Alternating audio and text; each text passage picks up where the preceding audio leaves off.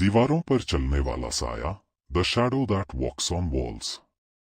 कब्रिस्तान के ऊपर चांद की धुंधली रोशनी जैसे एक भूतिया अंगुली से इशारा कर रही थी, जैसे वो कह रही हो, देखो देखो ये भयानक सच।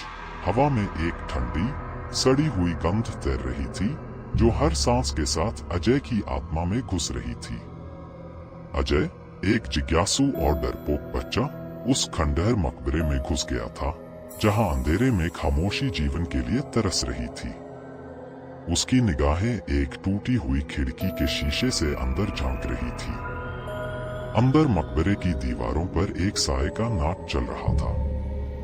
ये कोई सामान्य साया नहीं था, बल्कि एक भयानक दृश्य था जो अजय की आत्मा को जकड़ रहा था। यह साया मकबरे की दीवारों पर नाच रहा था, कभी घुमावदार हो रहा था, कभी सीधा खड़ा हो रहा था, कभी फिर से दीवारों पर चिपक रहा था। यह जैसे अंधेरे में मरकरी का खेल था, जो हर बार एक नया रूप धारण करता था। अजय के दिल में जैसे हजारों सुइयां चुभ रही थी।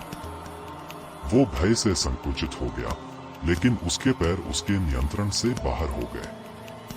वह अपने आप को मकबरे के अंदर खींचता हुआ पाया।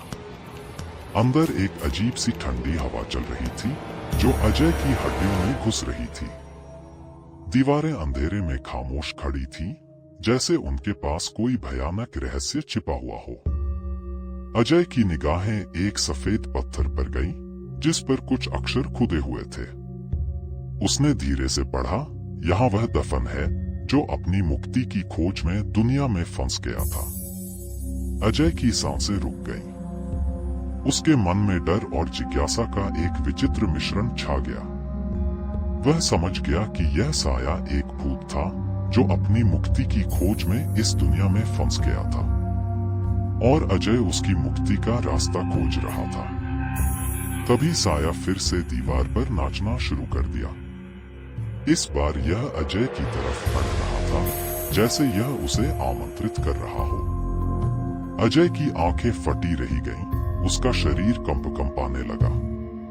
साया अजय के सामने आ गया और धीरे से फुसफुसाया, मुझे आजाद करो, मुझे इस दुनिया से आजाद करो। अजय की आंखों में डर भर गया, लेकिन साथ ही साथ उसके मन में एक अजीब सी जिज्ञासा भी जाग गई। वह जानता था कि यह भूत उसे छोड़ने वाला नहीं है, जब तक कि वह उसे मुक्ति नहीं दिलवा देता। To be continued.